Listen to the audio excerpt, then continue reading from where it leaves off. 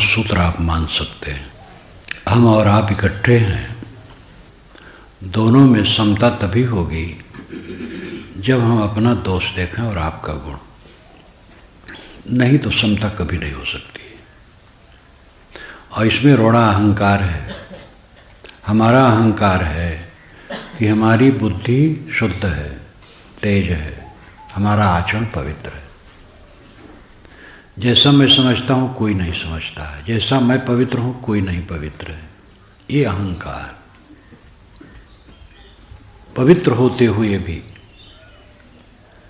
जब ये आदमी समझे कि दूसरे की बुद्धि अच्छी है, हमारी नहीं, दूसरे का आचार अच्छा है, हमारा कुछ नहीं, विनम्र, उसका शुद्ध है तो शुद्ध कहीं चला थोड़े जाएगा। जो विनम्र है पूरा निर्मल है और ये मानता है सब हमसे अच्छे हैं, हम ही खराब हैं, खराब नहीं हो जाएगा, वो धोखे में नहीं है। लेकिन विनम्रता के लिए इसको स्वीकार लेता है, सब अच्छे हैं, खराब मैं हूं। उसको ताप हो ही नहीं सकता है। दुख कैसा? दुख तो हम खुद बनाते हैं। अहंकार हमारा, हम मानते हैं हम ठीक है और दूसरा भी ठीक है, इसमें कलह बढ़ता है। ये भी है कि कोई बात हम बिल्कुल साफ समझते हैं कि हम ठीक है और दूसरा गलत जरूर है। होता है ऐसा, ऐसी बात नहीं कि नहीं है। किसी विषय में बिल्कुल ठीक हूँ, अगला आदमी ठीक नहीं है।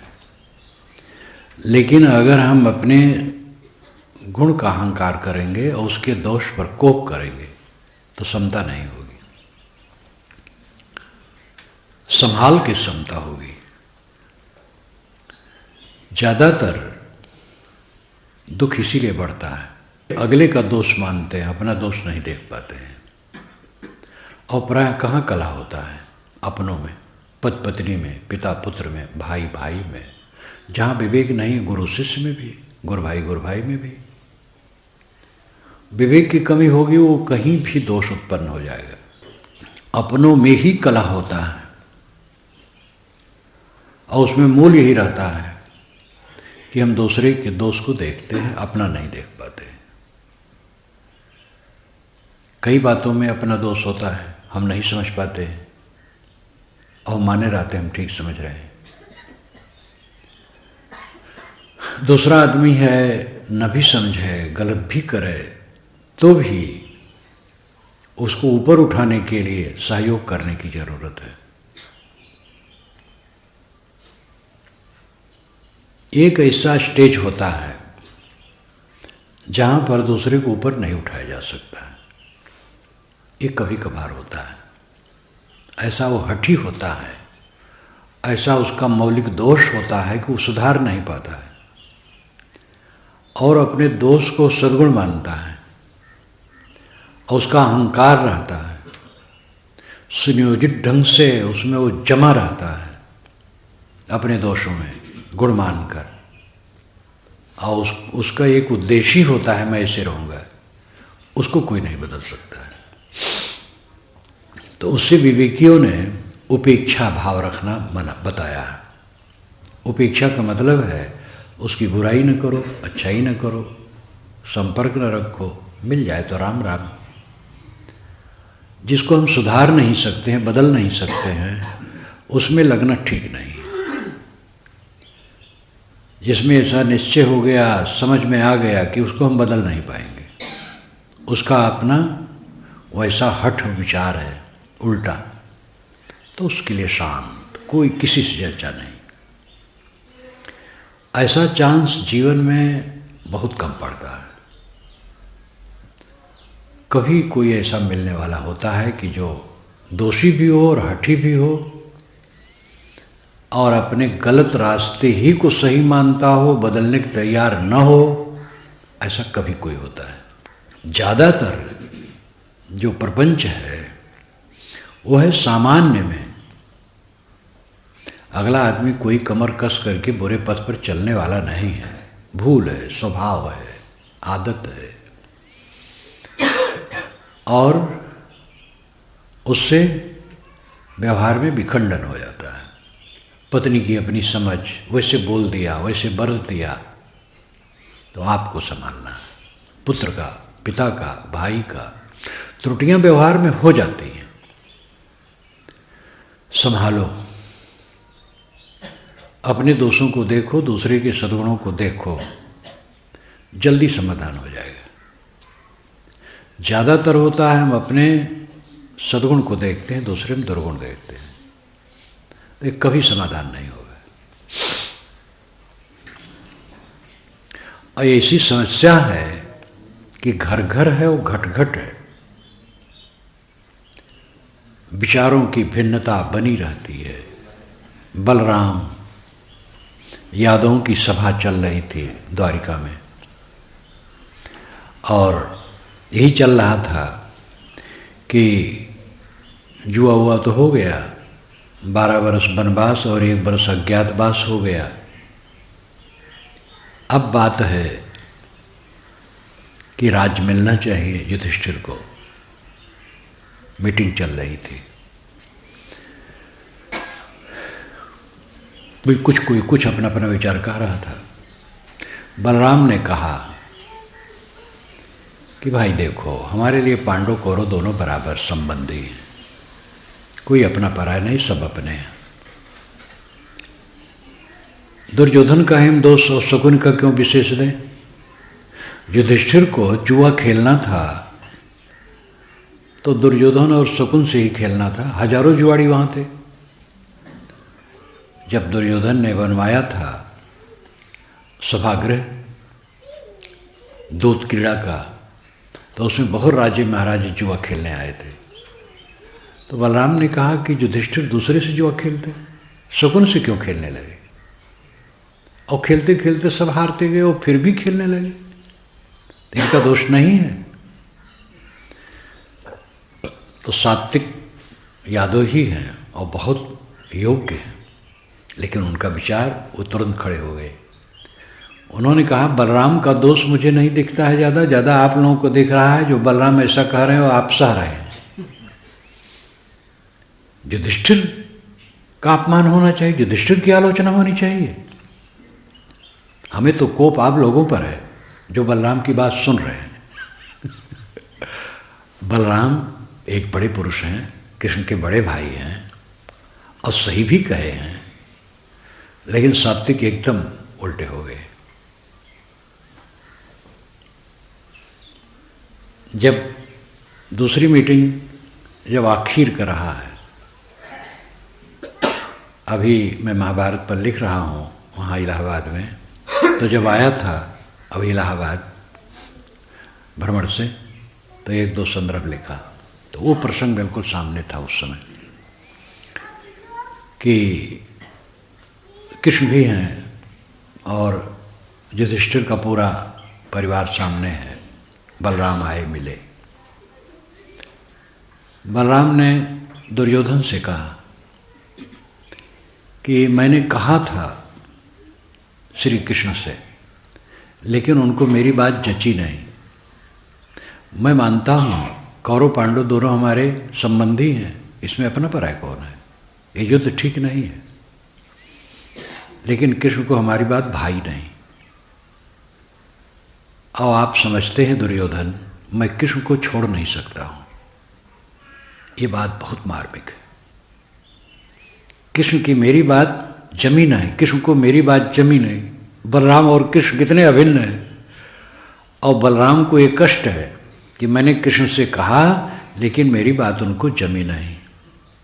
फिर भी दुर्योधन, मैं कृष्ण को छोड़ नहीं सकता, इसलिए मेरा अच्छा यही है कि मैं यहाँ से चला जाऊँ, युद्ध न देखूँ, ये मरते कटते मुझे देखना अच्छा न लगेगा। तो सरस्वती नदी के तीर्थों पर चले गए। सरस्वती नदी उस समय राजस्थान में बहती थी। सरस्वती की चर्चा वेदों में है और समस्त वैदिक विद्वान देश विदेश के ये मानते हैं कि वो राजस्थान में वो नदी बहती थी।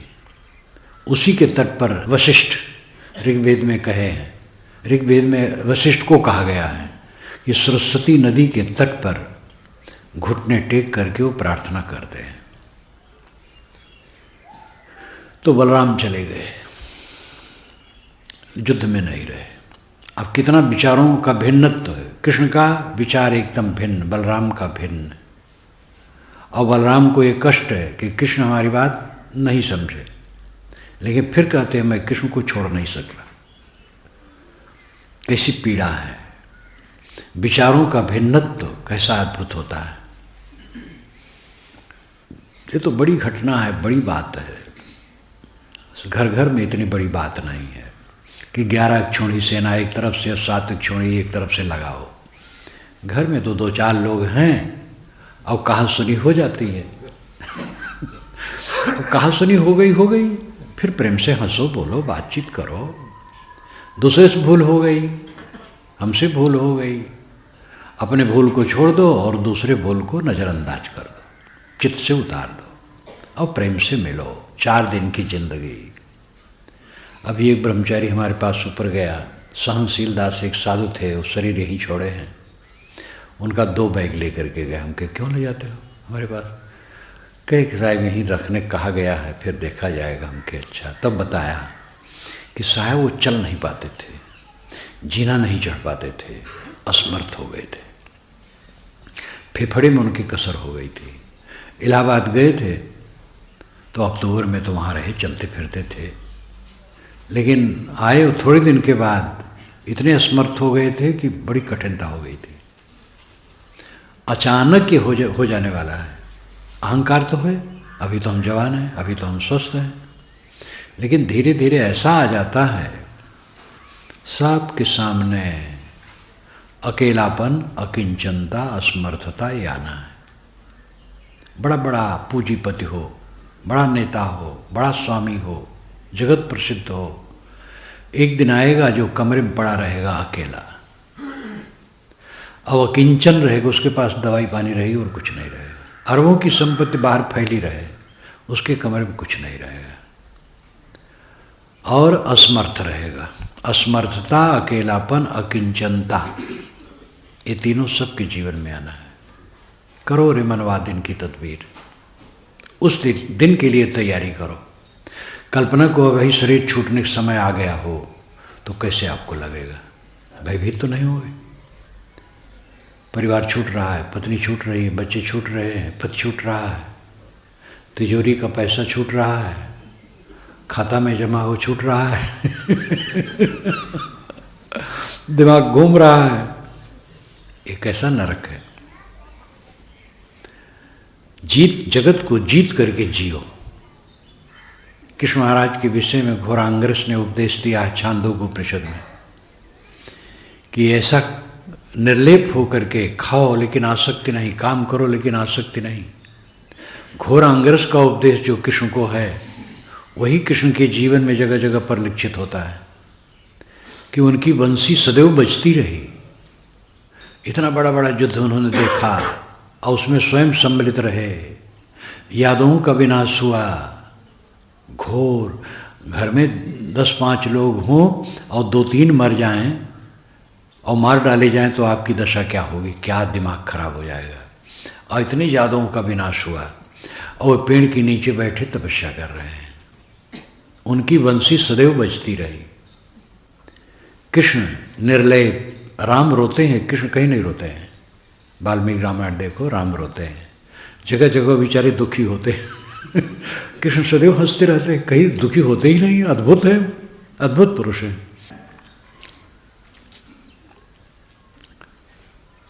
ये जो होने वाला है कौन रोक पाएगा? बाल पकना रोक पाओगे? दांत टूटना रोक पाओगे? चाम में सिकन रोक पाओगे? और इसी प्रकार कोई आकर के आपको गाली देने लगे तो रोक पाओगे? उसका मन है। दूसरे को तो कुछ भी करो, अपना बच्चा जब कहने लगे तब क्या करोगे? लाठी चलाओगे कि पंचायत बुलाओगे? अगर आपकी पत्नी ने आपको कड़ा कहा तो मुकदमा दायर करोगे कि पंचायत करोगे? चुपचाप सह लेना है, यही चाह रहा है। सिर झुका लो। अपनी पत्नी से कौन नहीं डरता है? अकबर बादशाह ने बीरबल से कहा, बीरबल जितने हमारे सभासद हैं इनको खड़ा करो एक तरफ। और एक एक से पूछो अपनी पत्नी को कौन नहीं डरता है। तो जिनसे पूछे सब कहें भाई हम अपनी पत्नी को डरते हैं, सब कहें अपनी पत्नी को डरते हैं। तो सब एक तरफ खड़े होते चले गए, उसमें से एक सभासद अलग खड़ा हो गया। तो बीरबल को लगा कि ये नहीं डरता है मालूम होता है। तो उन्होंने कहा आप अपनी पत्नी को डरते हैं? कहे नहीं, मेरी पत्नी ने कहा है कि जिधर सब लोग खड़े हैं उधर न खड़े होना। इसका मतलब तुम भी डरते हो।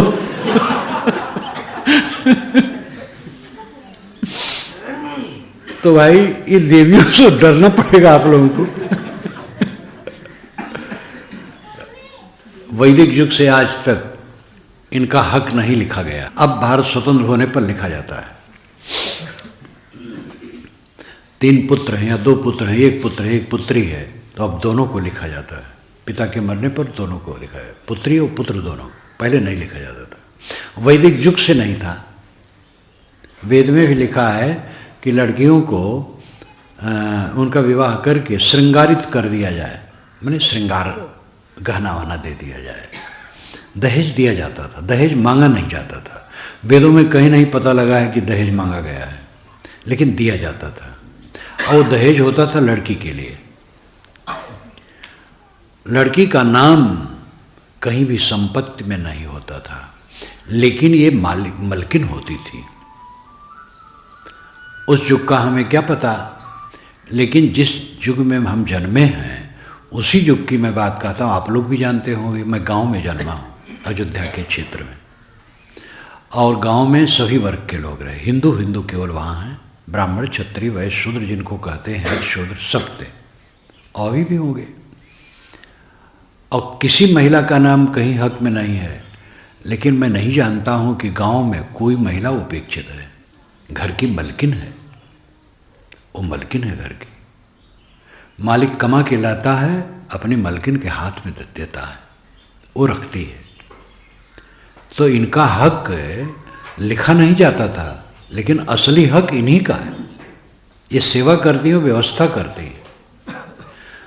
अवध क्षेत्र में कहावत है कि पुरुष हल से अगर घर जोते तो नहीं बिगड़ेगा, और स्त्री सुई से जोते तो बिगड़ जाएगा। मतलब है हल तो ज़्यादा जमीन को खोदता है, लेकिन मतलब है कि पुरुष बिगाड़े तो नहीं बिगड़ता है, स्त्रियां बिगाड़े तो बहुत बिगड़ेगा। स्त्रियां घर की घर को संभालने वाली हैं, वो संभाल के सब रखती हैं। इसलिए स्त्रियां घर की मलकिन, असली मलकिन यही लोग हैं। इसलिए इनको डरना चाहिए। अगर इनसे कट निकल जाए, अब आप भी कट को हो तो ठीक नहीं।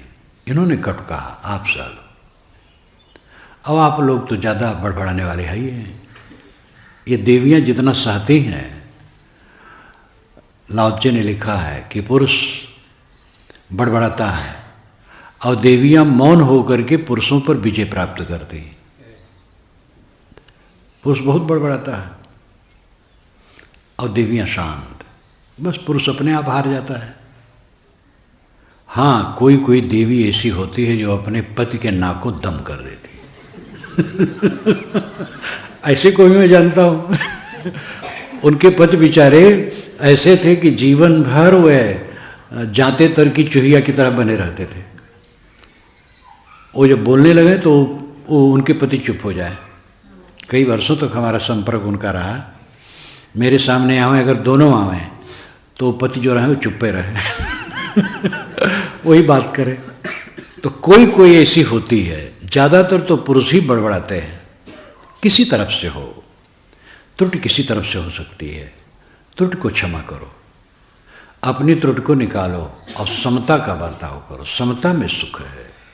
कहीं किसी मुझसे कुछ निकल गया ऊंच नीच, उसको गांठ बांधोगे तो शांति कैसे मिलेगी।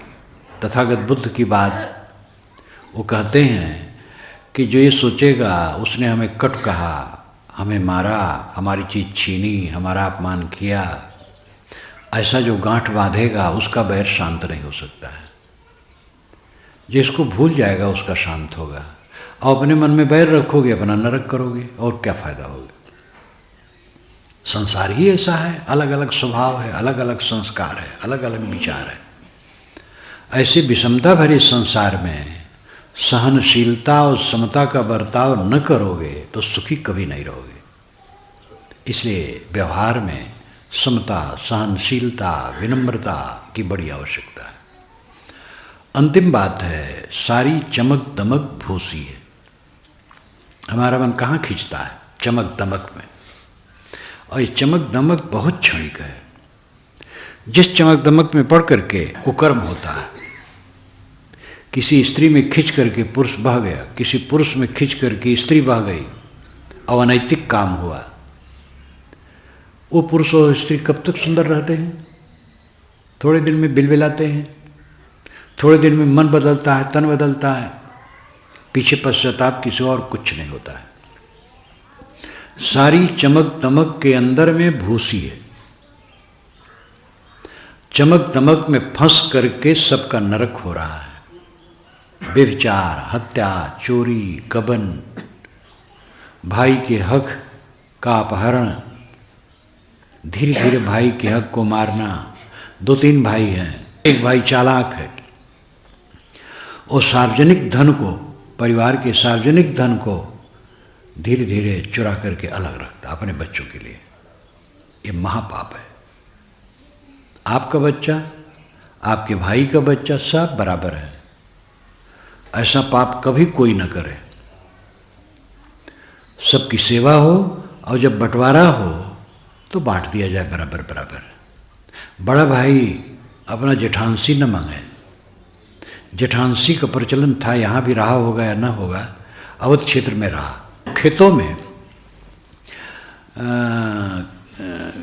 किसानों का धन तो खेत है, तो बंटवारा हुआ सब खेत का, लेकिन कोई खेत बड़े भाई को दिया गया अतिरिक्त, तो उसको कहा जेठांसी में मिला है, जेठ का अंश। ऐसा पहले होता था। खुशी से भाई लोग जेठ को कुछ दे दें। जेठ को स्वयं कहना चाहिए, हमें कुछ ज़्यादा नहीं चाहिए, बराबर करो। और ये समझ लो, आप अपने बच्चों के लिए जितना छोड़ते हैं उसी से बच्चे नहीं पलते हैं। बच्चों की अपनी तकदीर, अपना कर्म, अपनी सूझबूझ के अनुसार उनका कम ज़्यादा हो जाएगा। 4 लड़के हैं, 4-4 लाख रुपया बांट दिए सबको। कुछ दिन में देखोगे किसी के 4 का 2 रह गया, 1 रह गया, पूरा साफ कर दिया। किसी के 4 का 8 हो गया, मेहनत किया, समझदारी रही। तो जितना हम धन पाते हैं बंटवारा में, केवल वही हमारी पूंजी नहीं बनती। हमारी असली पूंजी तो अपना परिश्रम, समझदारी है। इसलिए भाई के बच्चे का हक कभी न मारे। घर की संपत्ति को ट्रस्ट समझे, सब मिलकर के काम करें, जो उपज हो, पैदा हो, ट्रस्ट के रूप में रखें, सब खाएं पिएं, और बराबर उसमें भेदभाव न हो। ये भेदभाव होने से फिर नरक होता है, परिवार का कलह होता है। चमक दमक में भूल करके सब जीव दुखी है, और सारी चमक दमक क्षणिक है। देखत सोना लगे सकल जग कांच है, अरे हाँ पलटू जीवन कहिए झूठ तो मरना सांच है। देखने में सोना लगता, लेकिन सारा संसार कांच है। जीवन झूठ है, मरना पक्का है। मरने से कोई शरीर बच नहीं सकता। लेकिन जिसको आत्मज्ञान हो गया, मरना कहाँ है? मृत्यु है ही नहीं। शरीर की मृत्यु है, मैं शरीर नहीं हूँ। सांस आती जाती है। जो आत्मा शांत है, तृप्त है, आती जाती सांस रुक जाएगी, बस खत्म। सांस रुकने में हमारा नुकसान क्या है? जब तक सांस चलती है, शरीर धारण करके उपद्रव ही तो है। सुबह से शाम तक उपद्रव। जब सोए थे रात में, बड़े आनंद में रहे, नींद खुली, टट्टी पेशाब तो जाने पड़ेगा। टट्टी पेशाब के दर्शन करना पड़ेगा, धोना, पखारना, साफ करना, और फिर दिन भर का व्यवहार चला। और उसी में राग द्वेष हानि लाभ दुनिया भर का प्रपंच सामने आया, तो क्या फायदा है शरीर धारण करके? शरीर में रह करके क्या होगा? सांस टूट गया तो क्या नुकसान हो गया? लेकिन जब बोध हो कि मैं शरीर नहीं हूँ, मैं आत्मा हूँ, आत्मा का विनाश नहीं है, आत्मा नित्य है, जो अपने आत्मा में शांत है, सांस आती जाती है, सांस रुक गई, क्या हमारा नुकसान हुआ? मैं तो सुखी हूँ। सांस चलती थी तब भी शांत, सांस रुक गई तब भी शांत, भय उसको है ही नहीं। इसलिए मृत्यु नाम की कोई चीज नहीं है, मृत्यु है ही नहीं। मृत्यु एक धोखा है। क्या मृत्यु? लेकिन देहाभिमान में चिपका रहो तो मृत्यु से भयभीत रहोगे। देहाभिमान छोड़ देने वाला, अमर अविनाशी आत्मा में रमण करने वाला, उसको मृत्यु नाम की कोई चीज नहीं है। जितने संकल्प विकल्प मन के होते हैं हमारे अहंकार की उपज है। हमारा अहंकार, इसलिए संकल्प विकल्प सोचना, मरी मरी बात दिमाग में लाना।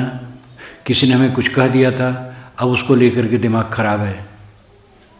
हमने कुछ कह दिया था, उसको चोट हो रहा है, उससे खराब है। अपने से गलती हुई, उसको छोड़ दो, अब गलती नहीं करेंगे। दूसरे से हमारे प्रति गलती हुई, बिल्कुल भूल जाओ, बस मन शीतल। हमारे अहंकार के कारण संकल्प विकल्प की बाढ़ आती है। चित्त में जो संकल्प विकल्प की बाढ़ है, आदमी करवट बदलता है और सोच रहा है, मरी मरी बात सब सोच रहा है, नींद नहीं आ रही है, उचाट हो गया है। ये हमारे अहंकार का परिणाम है। हमसे गलती हुई, भूल जाएं, नम्र हो जाएं, नहीं गलती करेंगे। दूसरे से गलती हुई, पूरा क्षमा कर दें, प्रेम का व्यवहार करें, बस कलेश खत्म है। मन का जो संकल्प विकल्प है, मन का जो सोचना है बवंडर, ये दुखदायी है। संत जन इसीलिए साधना बताते हैं, ध्यान करो, चिंतन करो, ज्ञान के ग्रंथ पढ़ो, मनन करो और राग को काटो, आसक्ति को काटो, और चित्त ऐसा हो जाए निर्मल, निष्काम, निर्माण, कि उसमें हलचल रहे ही ना, उद्वेग रहे ही ना। जीवन में सबसे बड़ी उपलब्धि है शांति। शांति के समान कुछ सुख नहीं है। अपने अहंकार को छोड़ने से शांति मिलेगी, नहीं तो नहीं मिलेगी। ये बहानेबाजी, दूसरे के नाते हम दुखी हैं। दूसरे तो उपस्थित ही रहेंगे, हमें बुरा कहने वाले बहुत लोग हैं, पहले रहे, आज है, आगे रहेंगे। अस्तुत करने वाले भी रहेंगे। हम अपने आप को संभालें। ये अस्तुत निंदा जो हमें मिलती है, सब झूठ, कुछ इसमें रखा नहीं। अपने मन को शुद्ध करो, अंदर से मजबूत रहो। राग नहीं, द्वेष नहीं, ईर्ष्या नहीं, क्रोध नहीं, वैमनस्य नहीं, किसी के लिए कलह नहीं, किसी के लिए वैरभाव नहीं। विनम्र मन, निर्मल मन, ये शांति का सागर मन है। जब निर्मल और विनम्र मन हो गया तो शांति का सागर हो गया। इसी में सच्चा सुख है, ये प्राप्त करना चाहिए। मकान दुकान सजाने की तो सबको चेष्टा है, सजाना चाहिए भी, काम करना है, लेकिन जोर से उसी में लोग लग जाते हैं, दूसरे पक्ष पर ध्यान नहीं देते हैं। क्यों कमाते हैं? खाने के लिए। क्यों खाते हैं? जीने के लिए। क्यों जीते हैं? इसका पता नहीं। कमाओ खाने के लिए, खाओ जीने के लिए, और जियो सब समय सुखी रहने के लिए। जब तक जियो हर समय सुखी रहो, क्लेश मन में न रहे। ये पैसा बटोरने से नहीं होगा। कितना पैसा बटोर लो, मन क्लेश रहित नहीं होगा। कितना विद्वान हो जाओ, मन क्लेश रहित नहीं होगा। मन क्लेश रहित होगा जब निर्माण और निष्काम हो जाओगे। अहंकार छोड़ दें, मन का मैल हटा दें, निर्मल मन, सरल मन, तब गहरी शांति, परम सुख, परमानंद। सद्गुरु कबीर ने कहा है, जब लग दिल पर दिल नहीं तब लग सब सुख ना है। जब तक दिल पर दिल न होगा सब सुख नहीं होगा। सब सुख का मतलब पूरा सुख। भूख लगी है, भोजन मिल गया, थोड़ा सुख मिल गया। प्यास लगी है, पानी मिल गया, थोड़ा सुख मिल गया। कोई आकर के प्रशंसा कर दिया, थोड़ा सुख मिल गया। ऐसा सुख मिलता रहता है और इसके विपक्ष में दुख भी मिलता रहता है। सब सुख है निश्चिंतता का सुख, शांति का सुख, जो अखंड है, अनंत है। और तब होगा जब दिल पर दिल रहे, दिल बहे ना। हमारा दिल बहता रहता है। किसी चिकनी चमड़ी देखे बह गया, किसी मकान देखे बह गया, किसी गाड़ी देखे बह गया, किसी की प्रतिष्ठा देखे बह गया, ऐसे मेरे होता। ये सब हमारी दयनीय दशा है, ये हमारी मूर्खता है, हमारा अज्ञान है, घोर अविवेक है। जहाँ तक चमक दमक है सब में भूसी है। तत्काल पता नहीं लगता है, समय आने पर पता लगता है, जब समय बीत गया रहता है। सारी चमक दमक में अंत में भूसी है। यह बोध जिसको रहता है वो कहीं आकर्षित नहीं होता है। कहीं आकर्षित न होने से उसका मन निर्मल रहता है, शांत रहता है, शीतल रहता है। इस अवस्था को प्राप्त करना चाहिए। तो पहली बात पूर्व प्रवक्ता के सूत्र से मैंने उठाया था, अपने दोष को देखो, दूसरे के गुणों को, तो समता होगी। और इसकी बड़ी ज़रूरत है जहाँ आप रह रहे हो। हम लोग चाहे यहाँ समाज में हैं, आप लोग परिवार में हैं, हर जगह तो आत्मिक स्वभाव अलग है। अब वहाँ समता से न जियोगे तो सुख कैसे होगा। उन्हीं से काम लेना है, उन्हीं की सेवा करनी है, और वहीं कलह करोगे तो कैसे बनेगा। इसलिए अपने दोषों को देखो, निकालो, और दूसरे के सद्गुणों को देखो। और अंतिम बात शांति है, और उसके लिए संसार की सच्चाई को देखो। संसार खोखला है, इसके अंदर में भूसी है, बाहर चिकना चिकना, अंदर में भूसी है। बड़ी बड़ी उपलब्धियों के हो जाने के बाद तब उससे निराशा होती है। एक युवक ने हमें फ़ोन किया था कुछ दिन पहले, महीना खाड़ पहले, छत्तीसगढ़ से फ़ोन आया था कि साहब जिस चीज़ के लिए मैं आकर्षित हूँ, जब वो चीज़ मिल जाती है तब पीछे बड़ी निराशा होती है। लगता है कि इसमें तो कुछ नहीं धरा है। हमको यही तो जब पहले समझ जाए तो वो पाप नहीं करेगा।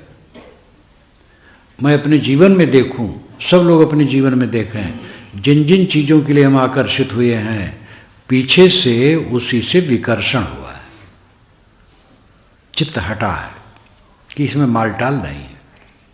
मालटाल अपने में है। अपना मन जितना विनम्र होगा, शांत होगा, निष्काम होगा, संतुलित होगा, शांति मिलेगी। वही अखंड खजाना है। इसको प्राप्त करो। आप लोगों के प्रति शुभकामना करते हुए मैं अपनी वाणी को विराम देता हूँ।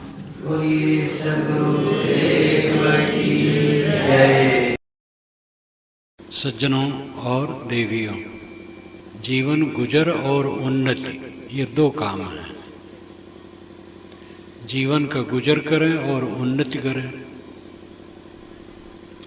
जीवन गुजर पहले है, तब उन्नति की बात है। अगर भोजन ठीक से न मिले, वस्त्र न मिले, झोपड़ी भी नीचू झोपड़ी न हो, नीचू पानी बरसता है, अगर चूता है तो ठीक नहीं। घर नीचू होना चाहिए, चाहे झोपड़ी हो। घर हो, भोजन हो, कपड़े हो, गुजर बसर ठीक से हो, तो ये गुजर बसर की बात हुई। इसके बाद उन्नति। उन्नति जो लोग समझते हैं वो ये समझते हैं बड़े पद में चला जाना, बड़ा धन होना, परिवार लंबा हो जाना, स्वामी लोगों का भी बड़ा मठ हो जाना और चेले चाटी ज़्यादा हो जाना, नेता हो जाना, प्रसिद्ध हो जाना, प्रतिष्ठित हो जाना, ये उन्नति समझते हैं। ये भी उन्नति है। लेकिन असली उन्नति क्या है? असली उन्नति का अर्थ है ऊपर। उन्नति का शाब्दिक अर्थ होता ऊपर उठना। ऊपर उठने का अर्थ है दुखी न होना। उन्नत किसकी है? जो दुखी नहीं होता। धन दौलत और दुनिया की चीजों में बहुत बढ़ गया और दुखी है, तो उन्नत कहाँ है? दुनिया की सारी उन्नति वालों को देखिए, वो सब दुखी है। रामायण महाभारत दोनों आप देखिए, दुख से भरा है। राजे महाराजे रो रहे, दशरथ रो रहे, कई कौशल्या घर में रो रही, राम वन में रो रहे हैं,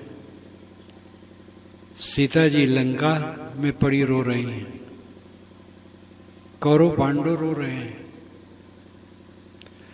दुर्योधन ने जुआ में जीत करके पांडवों का भी राज ले लिया, लेकिन अंदर से भयभीत है। पांडव तो बेचारे वनवासी होकर रो ही रहे हैं। अवंत में पूरा कौरव वंश कट गया, पांडव वंश भी काफी कट गया।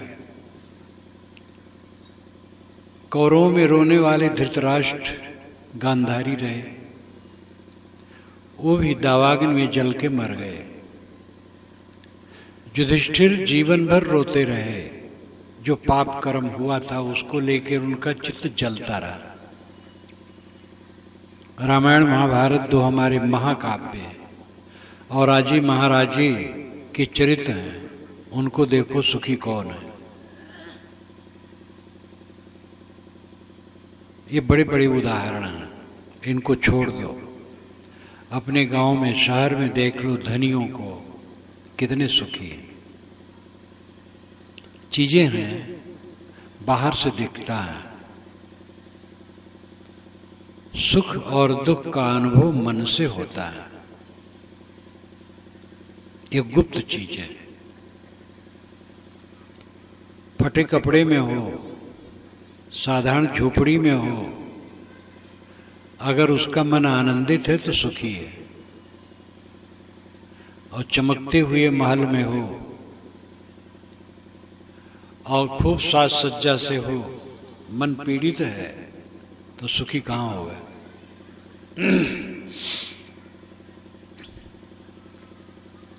सुख और दुख के साधन बाहर नहीं है।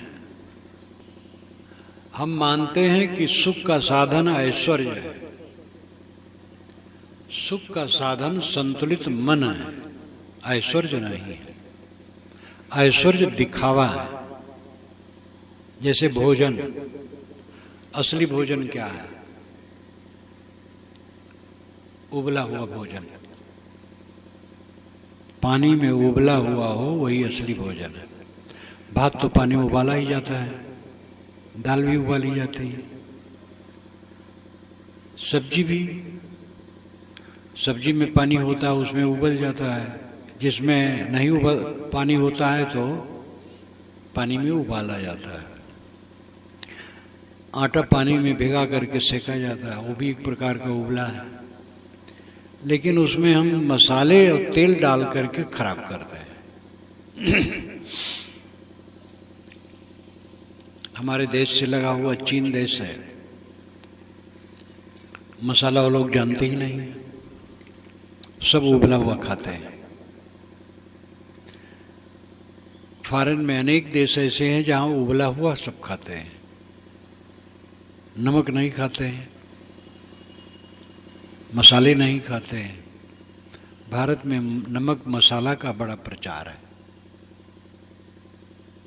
गर्म देश है, यहाँ तो नमक मसाला और नहीं होना चाहिए। असली भोजन है सादा, न उबला खाओ, मिर्च मसाले ज़्यादा न खाओ। सरल भोजन जो सुपाच्य भोजन है गरीबों का, वही असली भोजन है। तला बघारा, छौंका, मिष्टान, पकवान कभी थोड़ा मोड़ा ठीक है, बराबर ये चीज़ ठीक नहीं। तन ढकने के लिए कपड़े हैं और कुछ नहीं, रहने के लिए मकान है। ये सबके बराबर नहीं होते हैं, बराबर हो नहीं सकते हैं। सबका पुरुषार्थ अलग अलग है, बुद्धि अलग अलग है, योग्यता अलग अलग है, इसलिए सबका बराबर नहीं होगा। मार्क्स का विचार चला तो साम्यवाद, समाजवाद और साम्यवाद ये सिद्धांत रखा गया। समाजवाद का अर्थ है योग्यता के अनुसार लोगों को काम देना और काम के अनुसार दाम यानी मजदूरी देना, ये समाजवाद है। साम्यवाद है योग्यता के अनुसार काम देना और आवश्यकता के अनुसार दाम देना। समाजवाद तो आया, साम्यवाद नहीं आ पाया। रूस में साम्यवाद लाने की चेष्टा थी, लेकिन तब तक समाजवाद भी टूट गया। पूरी दुनिया में समाजवाद साम्यवाद की लहर आई। मार्क्स ने ऐसा आंदोलन किया। अब आंदोलन सच था लेकिन सफल नहीं हुआ। चीन में चल रहा है लेकिन वहां भी बदल रहा है। बहुत दिन तक वहां भी नहीं रहे, क्योंकि जबरदस्ती दबाना पड़ता है लोगों को। साम्यवाद समाजवाद जरूरी है, लेकिन जिस ढंग से प्रयोग किया गया वो ढंग बहुत दिन तक चलने वाला नहीं था। अपने परिवार में आप सबको दबा करके, मुंह बंद करके समाजवाद लाना चाहें, कब तक लाएंगे? इसलिए जनतंत्र द्वारा ही समाजवाद साम्यवाद जितना लाना हो अच्छा है। सबसे अच्छा तंत्र जनतंत्र है। मनुष्यों को कहने, सुनने, बोलने की छूट, स्वतंत्रता और फिर विवेक से नियंत्रण। तो मार्क्स ने जैसा सोचा था, सोचना तो अच्छा था, लेकिन प्रयोग जैसा किया गया वो प्रयोग सफल होने वाला नहीं था। अंततः जनतंत्र द्वारा ही समाजवाद लाना उचित है और समाजवाद की जरूरत है, साम्यवाद की जरूरत है। ये होने पर भी सबकी योग्यता अलग अलग है। मार्क्स तो सब नहीं हो गए, एंगल्स, लेनिन तो सब नहीं हो गए, योग्यताएं अलग अलग हैं। योग्यताओं के अलग होने से बाहरी स्थितियां अलग हो जाती हैं, लेकिन सुख दुख उस पर निर्भर नहीं करता है। सुख दुख निर्भर करते हैं अच्छे बुरे विचारों पर। आप स्वयं अंदाजिए, जिस घर में आप हैं, जिस स्थिति में आप हैं, उसी में कभी आप सुखी रहते हैं, कभी दुखी रहते हैं। सवेरे उठे और कोई एक बात खटकने वाली याद आ गई, चाहे वो वैसी बात नहीं, लेकिन मान लिया मन और दुख से भर गए। अब ये घंटों मन में चला, पीड़ित रहे। धीरे धीरे वो विचार मन से उतर गए और अनुकूल बातों की कल्पना आ गई, वो मन में छा गई, अब सुख हो गया। घर वही है, परिवार वही है, शरीर वही, पैर बटोर के बैठो। सभा में कोई पैर फैला के न बैठे, और अगर न बैठ पावे तो उठ करके पीछे चला जाए। चीजों को लेकर के सुख की कल्पना करना महाभ्रम है। मन की स्थिति से सुख और दुख का अनुभव होता है। मन चंचल है, महत्वाकांक्षी है, इच्छा वाला है, अहंकारी है, वो दुखी रहेगा। मन शांत है, सरल है, निर्मानी है, महत्वाकांक्षा नहीं रखेगा, सहज प्राप्त में संतुष्ट रहेगा, वो सुखी रहेगा। अहंकार जितना बढ़ा चढ़ा होगा, जलन उतनी होगी। अहंकार जितना कम होगा, जलन कम होगी। जब पूरा अहंकार समाप्त हो जाता है तो चित्त में क्लेश नहीं रहता है। लेकिन ये एक लागे नहीं होता है। पहले तो समझना चाहिए, समझ करके वैसी साधना करनी चाहिए। साधना करते करते ऐसी दशा आती है कि धीरे धीरे अहंकार घटता है, और जितना घटता उतना आदमी सुखी होता है। जो सौभाग्यशाली अपने मन के अहंकार को पूरा का पूरा मिटा देता है वो परम शीतल हो जाता है।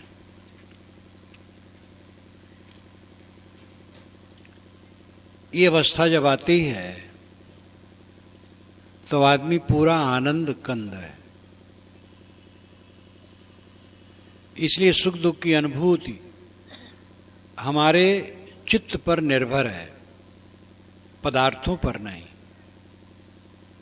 पदार्थ वही हैं, लेकिन दिन में कई बार आप सुखी हो जाते, कई बार दुखी हो जाते हैं। एक पूंजीपति है, नौजवान, वो अपने नन्हे मुन्ने बच्चे को गोद में ले करके पुचकार रहा है।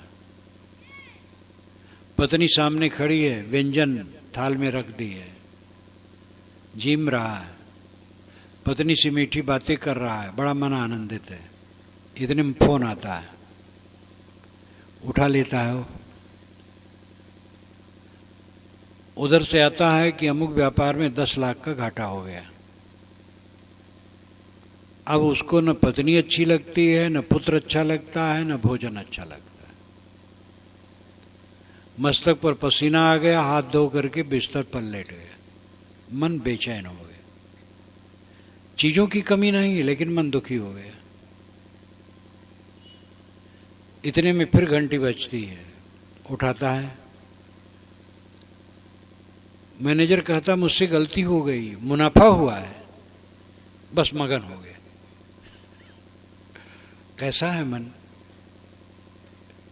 मन के उतार चढ़ाव में सुख दुख की अनुभूति होती है, और मन पर लोग ध्यान नहीं देते हैं। मन ठीक रहना चाहिए, ये ध्यान नहीं देते हैं, कलह करते हैं। माँ बाप से कटु वचन, बच्चों से कटु वचन, भाई से कटु वचन, पत्नी से, पति से कटु वचन कहते हैं। अहंकार में भरे मीठ वचन नहीं बोल पा रहे हैं। साथियों के प्रति सरलता और प्रेम नहीं है। त्रुटियों की कल्पना कर ली, उसी त्रुटि कल्पना को लेकर के मन विकारग्रस्त कर लिए। त्रुटि तो सबसे हो जाती है व्यवहार में। मैं बोल रहा हूं तो इसमें भाव और भाषा की त्रुटि आ सकती है। आप लोग मौन हैं, क्यों त्रुटि होगी? जो बोलता है उससे कहीं भाव में त्रुटि हो जाएगी, कभी भाषा में त्रुटि हो जाएगी। और जो मौन है उससे क्या त्रुटि होगी? जो काम करेगा उससे काम बनेगा और बिगड़ भी जाएगा। करने से दोनों आता है। इसलिए त्रुटि किससे नहीं होती है? साथियों की त्रुटियों पर हमारी नजर रहती है, अच्छाइयों पर नहीं। इसलिए हम साथियों से वितृष्णा रखते हैं, उदासीन, खिन्नता। घर घर कलह का कारण यही है। साथियों में गुण देखो, दोष नहीं। दोष कोई आए हैं तो प्रेम पूर्वक उनके निवारण करने के लिए राय दो। स्वयं पवित्र आचरण से रहो और साथियों को पवित्रता की सीख दो। दूसरों को हम पवित्र आचरण संपन्न नहीं बना सकते हैं, राय भर दे सकते हैं। अपने को पूरा पवित्र कर सकते, हमारे में बल है। लेकिन हम साथियों में कलह करते हैं, दूसरे को पूरा शुद्ध देखना चाहते हैं और अपना अशुद्ध रहते हैं। सुख और दुख की अनुभूति मन से है, और आदमी अपने मन को बिगाड़ के रखता है। खाने की लोलुपता, पहनने की लोलुपता, रुपए पैसे की लोलुपता, अधिकार और सम्मान की लोलुपता, प्रतिष्ठा की लोलुपता, मान बढ़ाई की लोलुपता, तमाम लोभ और लालच हमारे चित्त को विकारग्रस्त करते हैं और चित्त विकारी हो जाता है। रामायण के अनुसार लंकाधिपति रावण पूरे भूमंडल पर सबसे अधिक ऐश्वर्यवान और बलवान था। जब विश्वामित्र दशरथ के पास गए हैं कि मैं यज्ञ करता हूं तो राक्षस लोग विघ्न करते हैं, मैं क्रोध करूं तो मेरा यज्ञ ठीक नहीं होगा, इसलिए उसकी रक्षा के लिए आप राम को दे दीजिए। दशरथ ने कहा, राम तो 16 वर्ष की उम्र से भी कम उम्र के हैं। ऊन 16 वर्ष, ऊन नाम कम, 16 नाम 16, ऊन 16 वर्ष वाल्मीकि रामायण में आया है। 16 वर्ष से भी कम उम्र के हैं, वो राक्षसों से क्या लड़ेंगे, मैं चलूंगा। लेकिन अगर रावण है तो मैं नहीं जाऊंगा, रावण के सामने मेरे जाने की हिम्मत नहीं है। दशरथ भी रावण से कांपते थे। तो रावण वेद विद्वान, धनी, ऐश्वर्यवान, प्रतापवान, विश्व में चमकता था, लेकिन सुखी कहाँ था। पराई स्त्री की प्रशंसा उसने सुनी और बौखला गया। सुपर्णरेखा ने कहा कि सीता को मैंने दंडकारण्य में देखा है, वैसी सुंदरी स्त्री मिलना दुर्लभ है। वो पागल हो गया। सुपर्णरेखा का नाक कान कटवा लिए थे राम, ये बात जमती नहीं है। राम जैसे शीलवान किसी अबला के नाक कान कैसे कटवा लेंगे। अगर वो कहती मुझसे शादी कर लो तो इससे कोई नाक कान क्यों कटवा लेगा, न शादी करो। नाक कान काटने की बात पीछे से प्रक्षेप हुई। मैंने रामायण रहस्य में सब लिखा है। सुपर्णरेखा ने सीता की सुंदरता का वर्णन किया, इसलिए रावण विक्षिप्त हो गया सीता के लिए। समुद्र पार किया, तपस्वी का वेश बनाया, सीता को छला जबरदस्ती उठा ले गया। इतना घिनौना काम करने वाला सुखी कैसे होगा। सुखी होना तो संतुष्ट होना है, वो बुरा काम कैसे करेगा। तो सुखी कहाँ था। ना औरंगजेब सुखी था, न बाबर सुखी था, न दुर्योधन सुखी था। कहाँ कौन सुखी था। बड़े बड़े राजे महाराजे सुखी कहाँ थे बेचारे। आज भी नेता लोग सुखी हैं। बड़े बड़े मंत्री एक एक गबन करते हैं अरबों खरबों का, और इसीलिए पार्टी से निकाले भी जाते हैं। जो न्यायी नेता होता अपनी पार्टी से उनको निकाल देता है। जब से भारत आज़ाद हुआ तभी से ये चल रहा है। जवाहरलाल नेहरू ये काम करते थे, जो गड़बड़ होता था उसको निकाल दी। इंदिरा ने भी किया, आज सोनिया कर रही है। दूसरी पार्टी में भी जो गड़बड़ करने वाले हैं और अच्छे बड़े नेता हैं तो उनको निकाल देते हैं। खरबों खरबों का गबन करते हैं नेता लोग, सुखी कहाँ है। हमारी दृष्टि सदैव ऐश्वर्य पर है और हमें भ्रम है ऐश्वर्य में सुख है। सोने का मृग सबको दिखाई देता है। राम ही सोने के मृग के पीछे नहीं दौड़े, हम सब दौड़ रहे हैं। सोने का मृग कहीं होता है, कहीं नहीं होता। और राम दौड़े और धोखा खाए और दुख पाए। हो सकता है राम के विषय में केवल रूपक हो, लेकिन हम लोग तो दौड़ रहे हैं सोने के मृग के पीछे।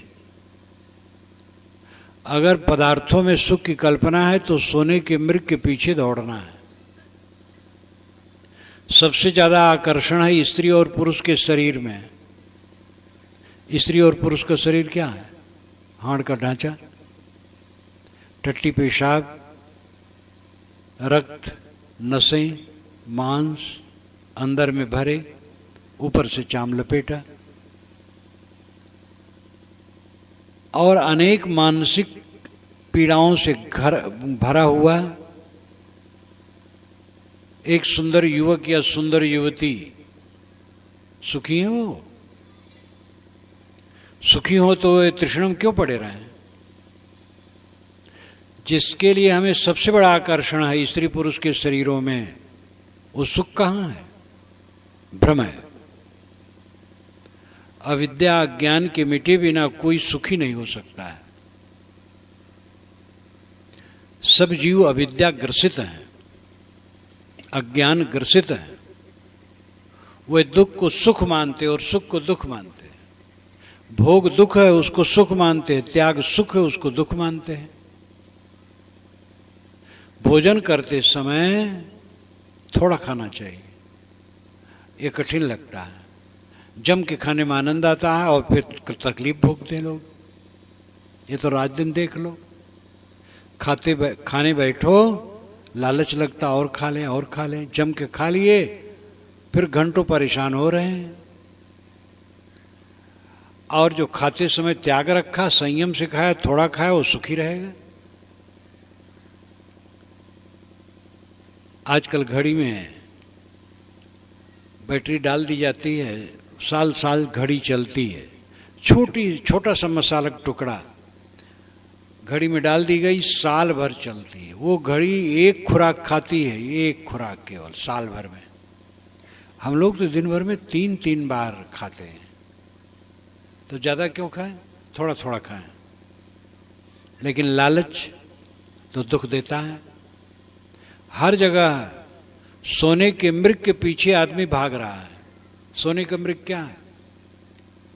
पदार्थों में सुख का आभास, पदार्थों में सुख है, स्त्री पुरुष के देहों में सुख है, महल अटारी में सुख है, ऐसा भ्रम। सुख है संतोष में, सुख है विवेक विचार में, संयम में, सुख है सह लेने में। लड़ने में सुख नहीं है, सहने में सुख है। लड़ेगा उसकी शक्ति निरर्थक जाएगी और चित्त कलह में भर जाएगा। किसी ने गाली दी, मैं चुप रहा, मुझे शांति मिली। और जिसने गाली दी उसको ही पश्चाताप होगा कि हमने गलत किया। अगर हमने भी गाली दी तो और वो गाली देगा, दोनों की आग बढ़ेगी। वीर वह है जो गाली सह ले और गाली न दे। सुख दुख का अनुभव मन से होता है, और मन बहुत सूक्ष्म है, बहुत हल्का सा है। मन को पकड़ लो, मन को वश में कर लो, मन को शुद्ध कर लो, मन को निर्मल कर लो, आनंदित हो जाओ। सभी संत मन को शुद्ध करने की राय देते हैं। मन को शुद्ध करना ही सच्चा भजन है। आप राम रहीम कहें चाहे न कहें, मन शुद्ध करें। कोई संप्रदाय में दीक्षा लें न लें, मन शुद्ध करें। मन की शुद्धि से पूरा जीवन सुखमय हो जाता है। बीज से अंकुर, पौधे, फल फूल निकलते हैं, ऐसे मन बीज है। मन निर्मल है, संतुलित है, संतुष्ट है तो आनंद होगा। मन में कलह है तो जब बोलेंगे तो कट बोलेंगे, विकार आएगा, तकलीफ होगी। इसलिए सबको ये समझना चाहिए कि सुख है शांति, और वो तब संभव है जब मन संतुलित हो। मन में ही शांति है, मन में ही अशांति है। मन में शांति है, पूरा जीवन सुख है। मन में अशांति है, पूरा जीवन दुख है। इसलिए सब लोग अपने मन को ठीक करने का प्रयास करो। ज्ञान के ग्रंथ पढ़ो, संतों के सत्संग से विचार लो, और अकेले में बैठ करके विचारो, अपने चित्त को शुद्ध करो। अपने मन को हरदम देखो कि मन में क्या उठता है। बैर, कलह, क्रोध ये सब न उठे, हटा दो। शील, क्षमा, दया, करुणा, प्रेम ये सब विचार में लाओ, मन शीतल रहेगा। इसलिए एक मन को ठीक कर लो, सब ठीक हो जाए। एक साधे सब साधिया, सब साधे एक जाए, जैसे सींचे मूल को फूले फले अघाए। ये साहब की साखी है, दोहा है। दोहा को साखी कहते हैं। एक साधे सब साधिया, एक मन को ठीक कर लिया उसने, मानो सबको ठीक कर लिया। और मन को ठीक नहीं किया, बात ठीक करता रहा तो सब बेकार हो गया। केवल मन को ठीक करो, हरदम मन पर डटे रहो, मन में विकार आने न दो, मन में अहंकार और दोष आने न दो, मन को निर्मल रखो, पूरा जीवन निर्मल हो जाएगा और फिर परम सुख शांति का अनुभव होगा। मैंने कहा था जीवन निर्वाह और उन्नति, ये मनुष्य के जीवन में दो चीज़ें हैं। निर्वाह तो बिल्कुल भौमिकी चीज़ है, मूल चीज़ है, और कुछ हो चाहे न हो, पेट भरना चाहिए, तन ढकना चाहिए, सोने की जगह चाहिए। इस प्रकार जीवन निर्वाह जरूरी है, इसके लिए सब धंधा करो और उन्नति करो। तो उन्नत में लोग समझते बड़ा महल, बड़ी गाड़ी, बड़ा पद, वो भी अपना महत्व रखता है, लेकिन वो जी को शीतल नहीं कर पाएगा। असली उन्नति है चित्त की निर्मलता, निर्माणता, निष्कामता, पवित्रता, जिससे सच्ची शांति और सुख मिलता है। मैं अपनी वाणी को विराम देता हूँ।